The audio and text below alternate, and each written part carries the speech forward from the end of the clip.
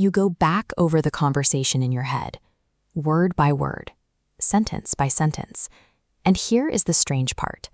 Every single thing they said was true.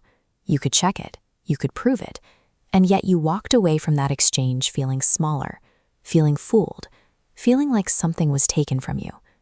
This diagram shows how we typically view deception. Most of us assume there are only two ways to mislead someone. You can lie outright, saying something clearly false, or you can stay quiet, leaving out an important detail and letting the silence do the heavy lifting. But right here, sitting in the gap between those two pillars, is a third tactic. If they never actually lied, why do you feel lied to?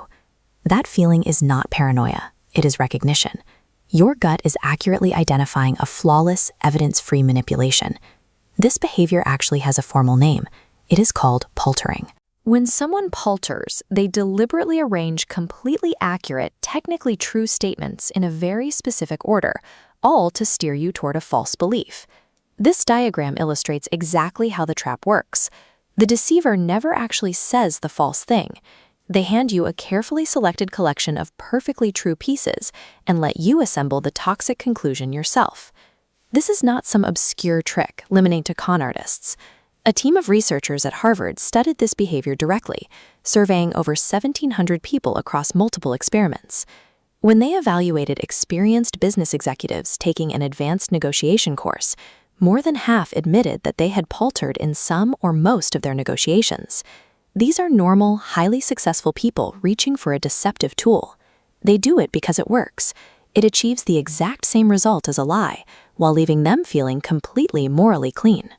To understand how someone builds a false impression out of true words, we have to look closely at the mechanics. A lot of this runs on a very quiet trick of language, the weak word swap. When someone chooses a weaker word instead of a stronger one, we naturally assume the stronger one does not apply. If you ask, "Did you finish the project?" and they answer, "I did some of it," that sentence is technically true. But the word some carries a silent passenger. It implies not all. Now apply that to a high-stakes personal conversation. You ask your partner, "Did you text her back?" and they answer, "I didn't text her." That statement is totally flat and completely true. They didn't text her. They called her. The literal sentence is airtight. Every word is defensible. Yet the impression it leaves, that no contact was made, is entirely false. They handed you a true brick, and you built the lie out of it.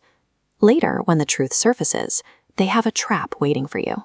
They get to look at you, completely calm, and say, "I never said I didn't talk to her. I said I didn't text her." They weaponize their technical accuracy to make you look crazy. This structural evasion is highly robust. It survives the kitchen table, and it thrives under oath, standing up to intense international scrutiny. During his sworn testimony, President Bill Clinton delivered a now-famous sentence, "There is not a sexual relationship." That entire defense hinged on the present tense of a single verb, is not. At the exact moment he spoke, the relationship he was being asked about was in the past. He deployed a perfectly true statement about right now to create a false historical impression about back then. There is another famous courtroom example. A man is asked, "Do you have any bank accounts in Swiss banks?" He answers, "No, sir. The company had an account there for about 6 months." He loudly and confidently answers about the company's account, letting your attention slide right past the fact that he never answered whether he personally held one. This provides the core psychological shield of the tactic. It gives the manipulator plausible deniability. They secure the result of the lie, but maintain a sincere, look-me-in-the-eye innocence, because, in their own mind, they never crossed the line. An ordinary lie is a liability. It creates disprovable evidence. Paltering uses the truth itself as an impenetrable alibi. The cost of all this falls heavily on the person trying to make sense of the conversation.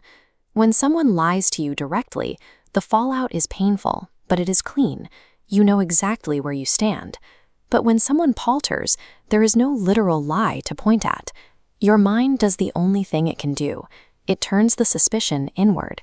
You start picking through your own memory, becoming the investigator of a crime that technically never happened. This tactic sits right next to gaslighting, but it operates differently. Gaslighting attacks your memory directly by feeding you false facts. Paltering is quieter and much more durable because the deceiver never feeds you a false fact. You generate the false conclusion all by yourself.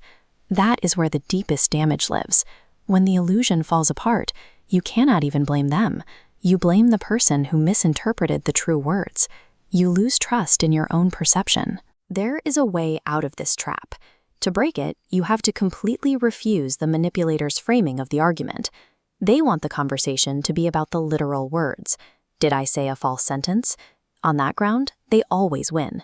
You have to shift the battlefield entirely. The only things that matter are their intent and the impression they tried to leave. When someone hands you a strangely precise, adjacent answer, simply ask the overarching question again. If they say, "I didn't text her," close the gap. Ask, "Did you have any contact with her at all in any form?" Refuse to let a technically true sentence stand in for a real answer. The most powerful tool you have against this behavior is the word itself, paltering. Having a label instantly stops the cycle of self-interrogation. You can finally name the exact shape of what happened to you. Being deliberately misled with true words is still a deception. The physical anxiety you felt, that tightness in your chest, was not a malfunction. It was your gut accurately reading the crime. The fact that you couldn't point to the lie was never proof that you were crazy. It was just proof of how good the deception really was.